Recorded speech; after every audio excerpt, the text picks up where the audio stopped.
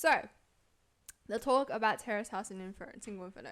So, what we were saying is, I have a different view to you because I feel there's a filter in Terrace House, whereas Single Inferno is a bit more personal because of the way they're able to speak their view in like snippets, right? And then your view is that it's a bit the other way around, right? Yes, I think so. Yeah. So you think that Terrace House is more personal? Yes, a lot more personal. Whereas Single Inferno is like really filtered. Yes. Okay. I mean, I don't know. I just feel Terrace House is kind of awkward. I feel like I think because it's a real life experience, because it's just not, they're not put in a place where they're like deserted from everyone. Right. Like, this is their life. This is how they are in real life. Yeah. It feels like that. Well, I know there are a lot of controversial things about it. That's the problem though, because, latest episode for Terrace House that I watch is that they feel that they are needing to be in the house to have the relationship luxury they have. Exactly. Yeah. I think that shows you the reality that these people they're not rich, or like they don't have this life every day. Yeah. Like, they have their own life, and it's a lot more like, it's not like they don't have a pool. Yeah. They don't have roomies. Like, they usually these people, like, they stay by themselves, or like they stay they're not in that kind of atmosphere. But that's why I feel I like Single Inferno more, because it's more dramatic. Whereas Terrace House, it's not very dramatic. It's kind of like, it's like kind of an insight to people's life, but it's not very like drama. Yeah, you know what I mean? I think that was my issue with Single Inferno, because it was just so much drama after drama with and it could have been like, it was just relationship drama, where Terrace House, I felt like I was connected to these like roommates who each have their own stories and each approach different situations really differently. Yeah. And sometimes, like, because we couldn't hear their thoughts, like, we only saw their actions. Yeah. That's how we interpret it. I get what you mean, because Terrace House, it becomes so relatable. It becomes like, it makes you think. Like, oh, is that how I would act during those situations? Yeah, in those real life situations, when you have conflict with another roommate or another friend, like, how would you handle that? And it shows that. Yeah, and it kind of also puts your opinion out there, because it's like, oh, he did this wrong, you did that wrong. Yeah. Whereas in Single Inferno, it's like drama, and I feel you can't really have an opinion unless it's just like, oh, I like that girl because of her. You know what I mean? Like, why didn't he choose her? It wasn't like there wasn't really much of a reasoning behind it. It just was like felt right. Yeah, it was like a quick snip, because obviously Single Inferno is so quick. It was only like 12 episodes or something? Yeah, that was also the annoying thing. They brought in, so they were only there for like how many days? Like a week. A week, right? 7 days. And they brought in the new people like 5 days in. Of course, no one's going to get together with new people. Yeah, I guess don't have enough time to develop those people, or like have enough time for the old people to know those new people. So it's kind of like they were intentionally stirring drama. Yeah, exactly. I was just like, this layout looks messy, and for me, everything was messy. I was kind of surprised that it got so popular. Like, usually other like reality shows don't get as big as that's true, and it felt really messy for me. Like, everything just from like how they planned out, like, who's gonna go on dates. Yeah. And towards the end, like, the one person gets to choose, they get to say, oh, can I invite you to this place? And the person doesn't even gets to say yes or no. I get the other one where when you call, like, if you guys both chose each other, you guys both get to go to paradise. Yeah. But towards the end, it became a one-sided thing. Yeah, one-sided, like, you choose this person, that person has to go with you to paradise. Yeah, it felt like that. It felt really messy. And very messy. So very intentional in everything that they do. Like, like all the there's moves. a purpose. Yeah. And obviously, I feel because they're all trying to be rising stars in a sense. Yeah. So they want to look good. Because I felt everyone for Single Inferno kind of chose Gia because she was the one that looked great, or next to them in a sense. Maybe. Yeah. Or like, because like I don't know, it wasn't very everyone just overrated Gia a lot. Yeah, she was the most. I don't know. She was not that interesting to me. Yeah, compared to the other girls. She had a bland personality, but I think that's why everyone wanted, because everyone was such a chaotic personality watching it. You know what I mean? I feel like the people are the ones watching it are kind of like they live for the drama, and Gia is like drama free. But she didn't create that much drama. Like, I thought she would be kind of like a. Yeah, I thought too. She would be a bit mean because of. you know, she kind of had like a high standards kind of vibe. Yeah, but she was just pretty calm. Yeah. And I was just like, well, okay. I guess that's why people liked her, because she was very opposite to what they thought she was. Yeah. Which is good, but like she was just hanging around and just like I feel like she was just floating around. Yeah. Just to other guys. Yeah. Not other guys, but like the three. Yeah, the three that were really interested in her. I was just like really confused. But like for me, okay, the biggest difference between Single Inferno and Terrace House is the secondhand embarrassment.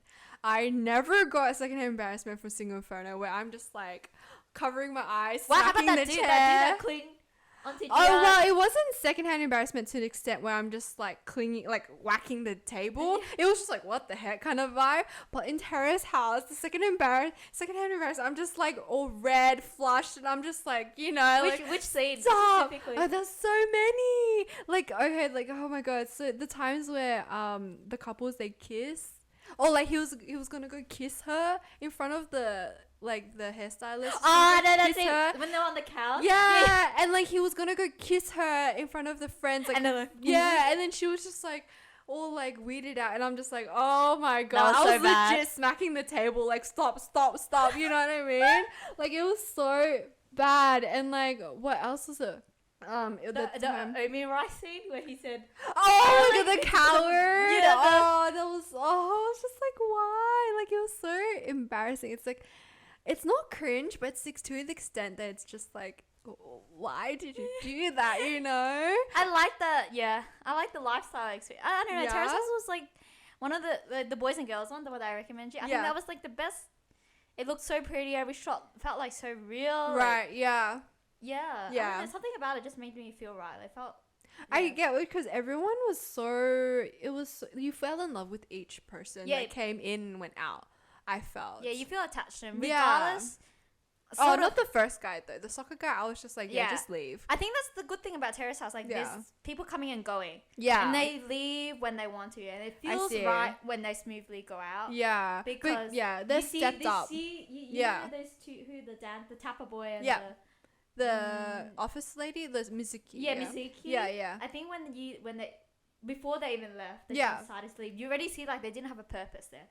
That's true. They were ready to leave, and they matured in a sense. So when they came in, and now it felt like a good flow. So I think that's why I appreciate Terrace House, and that was what I was kind of like missing from a reality show. Because like Western reality shows are really dramatic. Yeah, like The Bachelorette. But that's why Single Inferno is so popular. Yeah, because it's all the same, right? There is that need for that dramaticism about everything, and like I think it's super hard for people to recognize Terrace House unless someone kind of says it to them. You know, and be committed. Like, obviously, having 45 episodes for a series, like a reality show, it's very long. They're only 20 minutes, though. Single Inferno was like an hour long. Yeah, that's true. Which, again, why is it an hour long? Yeah. And it still has so many cliffhangers. Yeah, so many cliffhangers. It's an hour long and there's so many cliffhangers. Like, I remember when I was watching, I had to skip so many parts. Oh, really? I was like, skip.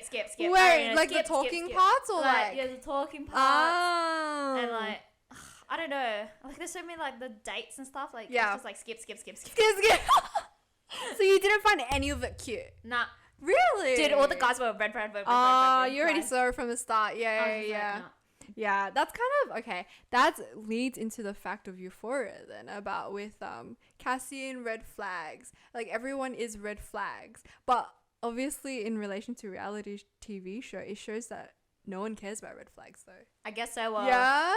Like very, very, There's no, people see the red flags, obviously, but they don't want to do anything about it, you know? Well, at least with Cassie's stories, like, it shows the naivety, like, how naive teenage girls are. Yeah. Like, both Manny and Cassie both saw the red flags. Yeah. And it shows how naive, or, like, it shows how infatuated girls like to the fantasy. For the fantasy, but like again, like older people can too. But like teenagers, especially when you're going through a really like tough phase of trying to find your identity, and you're depending on someone else, like I think it can really get to you, and I think Cassie is a portrayal of that. 100%, isn't it? She knows what she's doing is wrong, but she's still doing it. She still is. She's depending on love. Like, yeah, and she thinks she's winning, which is what sucks. Yeah, like she thinks has the upper hand right now because of like, you know, she can blackmail kind of Nate into loving her. Yeah, in or a like sense. like she feels like she has the upper hand, but she doesn't even know the consequences that will come. Yeah. Well, we haven't seen the episode. So episode 5. But I think episode 5 will really be around Rue. Yeah, and like Rue. How she's effing up everything. Yeah. I don't know. I just feel like there's so many things that she's gonna mess up. Yeah, I think it's building up to that point. And I'm hoping to see more of like Lexi and Kat, because Kat has just like last episode she was like there, but she was not really there. She wasn't there. Like we got to hear her opinion, but like at the same time we're like, huh? Yeah, I feel like she was more like the person that just supported Maddie. Just that person who was always next to Maddie. Yeah. You know, in like that bathroom scene, it was like Cassie and Maddie, and then Kat was on the side just trying to say a few lines. Yeah, it wasn't very like she doesn't have a story. Yeah, 100%. Yeah, she's just there this season, which feels really bad because they really developed her in season 1, where she hit when the final episode happened. It felt like she found herself, like not found herself, but like she just it felt resolved. You know? Yeah, 100%. Like it didn't feel like, oh, what's gonna happen? Yeah, but like this season they started off with her having a reason. Yeah. She had an issue, but they haven't really developed it. And it's already like halfway through the season. Yeah. So I don't know what's going to happen. That's true. Apparently, because I was swiping through TikTok this morning and I saw that apparently Nate's mum purposely got pregnant with Cal because she wanted to break the relationship between Cal, because she knew there was a relationship between Cal and that guy. Yeah, I think I've seen that, like, theories. Yeah, maybe. Those theories, yeah. Like, she purposely ruined his life. That's why in the latest episode, like, the last episode that we watched, Cal kind of, like, made her look very bad, in a sense, because I feel like he had that realization that she was a sly fox that was, you know, ruining him, in a sense. Yeah, but in a sense, like, he had his own responsibility too. Like, it's not just entirely her fault. Yeah. Like, if he had an issue, then maybe they should have talked it out. That's the problem about teenagers, isn't it? Yeah, so I feel like it shouldn't be just his... it shouldn't have been. Yeah, like they shouldn't... I guess, in my opinion. Mm-hmm. Like, you are in control of your own life, your own destiny. Yeah. So... Oh, so deep. Oh... A motto from an expert. I don't know. That's just my opinion. Though. Yeah, 100%. You shouldn't blame someone else for your miserable. Like, yeah, that's so true. In a sense, maybe. Yeah. To a certain extent, maybe yes. But to another certain extent, like you have a responsibility to. Yeah. But I don't know. Current state. Yeah. My kind of current mindset at the moment. Yeah. Which is like why for Terrace House right now. That's why I'm watching Terrace House, because it's so wholesome. It's super wholesome compared to what the things that we've been watching. Like, I feel after you watch Euphoria, you have to watch Terrace House. You know, cleanse yourself. To come back into like that lifestyle. Because I feel like we are very wholesome people, very wholesome, and we're not very into like those or exposed to those things. To be honest, no, I don't think like we're not surrounded by this kind of exposure. Yeah, I don't think we're surrounded by. Yeah, and I think people do that. We're more of the vibe of Terrace House. Very much of the vibe of Terrace House, like kind of the drama, like semi-dramas though. It's not really the dramas that kind of like taking us really far into the world, but you know, giving us a realization of who we are as people. Yeah, I think Terrace House does a really good job at like showing like people are trying to find their still developing their own personality, making the right choices. Yeah. And figure out life in general. Yeah. I think that was really relatable to me, because most of them didn't know what to do with their life. They were kind of like clueless or like, that's true. Most of them were. Yeah, and it felt really nice to see like the other roommates supporting them or giving them like their own opinions. Some opinions I don't agree with, and you see opinions that you don't agree with and opinions that you do agree with. Yeah. But that's how you know, like, you learn from it, because it's just like people need to learn how to word things properly. Exactly. Yeah. And I think that's what Terrace House does really good. Yeah, Terrace House is so wholesome. Like, I just can't. Like, I'm really like, am I really not able to ever have this wholesomeness in my life? You know what I mean? Like, it's so cute, and you just want to like be in that little world. Yes. Like, it's adorable. I can't. Like, Japanese people are so, I don't know, like so cute, and like, but it's so different to who they really can be. Yeah. I feel like they're very like can be respectable, but there is a dark side. We just don't know about it. Yes. In a sense, yeah. Their own culture has like the very dark side, sometimes very. Yeah, very. Yeah, literally. And I even like, cause I was watching like people's opinion, cause you know there's YouTube videos where they go around like Korea, for example, and they're asking about Single Inferno, like to the Korean citizens what they think about it, in a sense. And there was a girl that she asked the question about, what do you think about that difference in culture about the white skin, the light skinness? How it's just like a lot of, because it's an international show, right? And a lot of people were like, why are you caring about like her skin color and everything like that, right? But then in Korea it's a big thing.